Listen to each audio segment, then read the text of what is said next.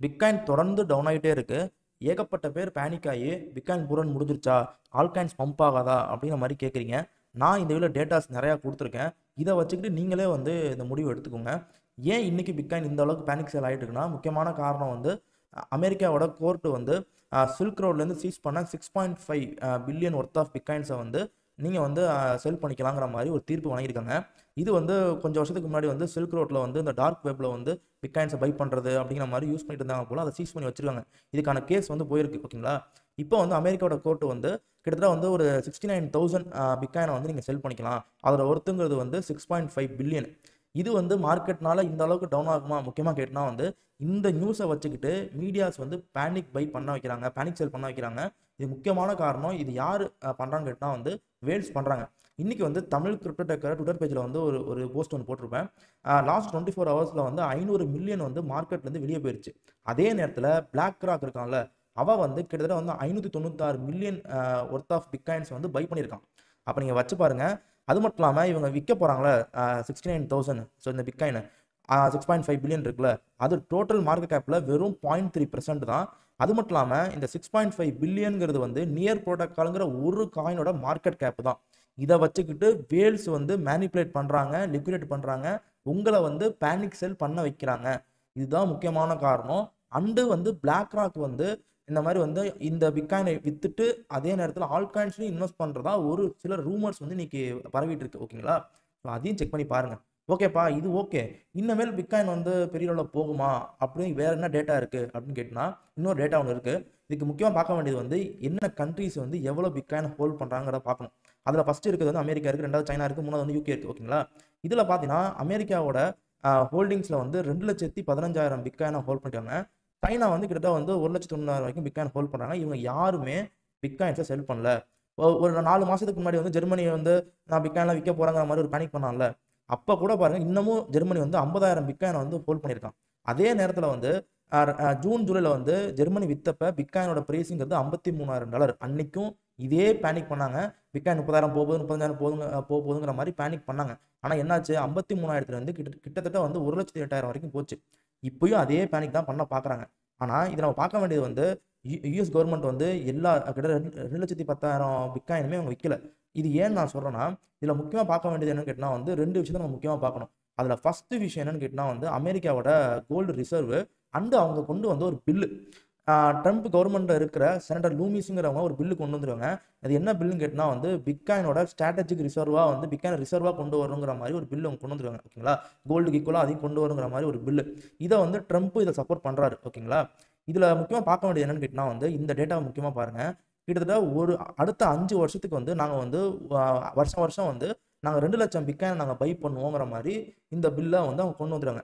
அப்படி பார்த்தீங்கன்னா 5 வருஷத்துல வந்து அமெரிக்கன் கவர்மெண்ட் வந்து பை பண்ண போற மொத்த பிட்காயின்ங்கிறது வந்து 10 லட்சம் பிட்காயின். இப்போ இருக்கிற பிட்காயினோட ரேட்டு $1,00,000 பிட்காயின் இருக்குன்னு வச்சுக்கோங்களேன். அப்போ 5 வருஷம் கழிச்சு 10 லட்சத்தோட பிட்காயினோட மொத்த ஒர்த்துங்கிறது வந்து 100 பில்லியன். அதே நேரத்தில் பிட்காயின் ரொம்ப ஹையா கிட்டத்தட்ட வந்து ஒரு $2,00,000 நம்ம வச்சுக்கிட்டா கூட 5 வருஷம் கழிச்சு 10 லட்சம் பிட்காயினோட மொத்த ஒர்த்துங்கிறது வந்து 200 பில்லியன். ஆனால் அமெரிக்காவோட கோல்டு மொத்த டன் இருக்கு பார்த்தீங்களா, அந்த அந்த மொத்த வேல்யூங்கிறது வந்து 700 பில்லியனில் இருக்குது. ஓகேங்களா.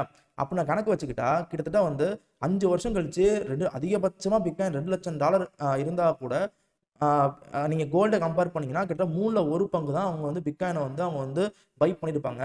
அப்போ மொத்த கோல்டோட ரிசர்வ் மற்ற கண்ட்ரீஸில் இருக்க மொத்த கோல்டோட ரிசர்வ் உள்ளே வந்தால் கூட வந்து பிட்காயின் வந்து அடுத்த 5 வருஷத்துக்கு வந்து பை ஆக போகுது. கோல்டை விட ரொம்ப 3ல் 1 பங்கு தான் வந்து இருக்க போகுது. அப்படி இருக்கும்போது இன்னும் பிட்காயினோட வேல்யூ எந்த அளவுக்கு இன்க்ரீஸ் ஆகணும் யோசிச்சு பாருங்க.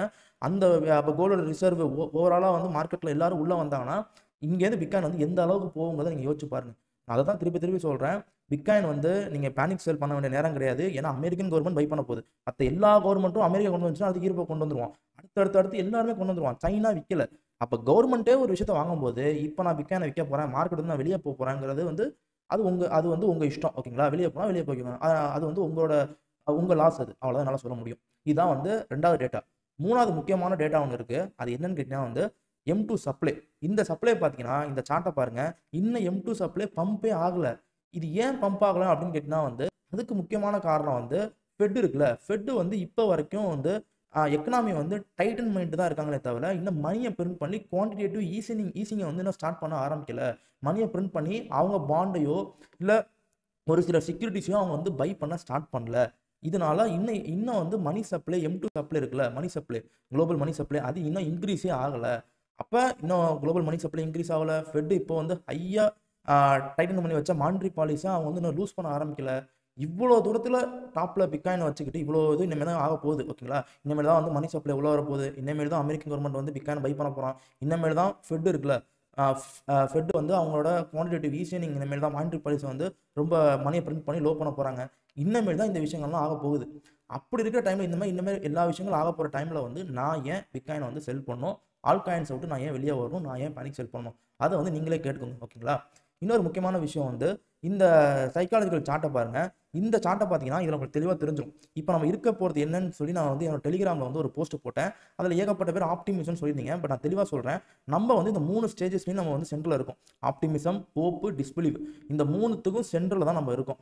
ஹோப் ஆகிறோம், இது ரியல் நினைக்கிறோம், ஆனால் டவுன் பண்ணி நம்ம டிஸ்பிலீவ் கொண்டு வந்துடுறாங்க. ஓகேங்களா, இந்த 3த்துக்குள்ளே தான் நம்ம சுற்றிட்டு இருக்கோம். பட் என்னையை பொறுத்த வரைக்கும் நான் வந்து ஹோப்பில் தான் இருக்கேன். ஓகேங்களா, நீங்கள் வந்து டிஸ்பிலீவில் இருக்கீங்களா இல்லை நீங்கள் ஹோப்பில் இருக்க போகிறீங்களாங்கிறது உங்களோட முடிவு. ஸோ அதான் என்னால் சொல்ல முடியும்.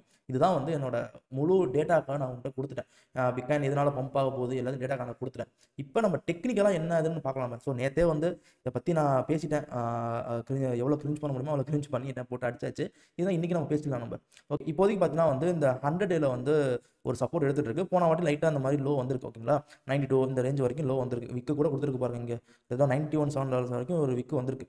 ஸோ அடுத்த சப்போர்ட்டுங்க எங்கே இருக்குன்னா வந்து இந்த இதில் இருக்குது, $87,720 வந்து இந்த சப்போர்ட் இருக்குது. ஓகேங்களா, நான் லாங் டேர்ம் சப்போர்ட்டாக நான் திருப்பி சொல்லியிருக்கேன். இது வந்து 200 டே. இந்த 200 டேங்கிறது வந்து 78. இதுக்கு கீழே பிட்காயின் போகாத வரைக்கும் நான் வந்து புல் ட்ரெண்டில் தான் இருக்கேன். அது வரைக்கும் பிட்காயின் பேர் மார்க்கில் போகலை. அதான் என்னால் சொல்ல முடியும். இப்போ நம்ம வீக்லி சார்ட்டில் நம்ம வச்சு பார்த்தோம்னா அதே சொல்கிறேன். இங்கே பாருங்கள், இப்போ கூட வந்து 21 வீக்கு மேலே தான் பிட்காயின் இருக்குது. எங்கே இருக்குது பாருங்கள் பிட்காயின். அப்போ 21 வீக்குங்கிறது என்ன ரேஞ்சுன்னு கேட்டால் வந்து 83, 84 ரேஞ்சில் இருக்குது. ஓகேங்களா, இன்னும் இந்த ரேஞ்சுக்கு வந்து வந்தாலும் இந்த ரேஞ்சில் ஒரு ஹெவி சப்போர்ட் இருக்குது. இங்கே வந்திருக்கு பாருங்கள்.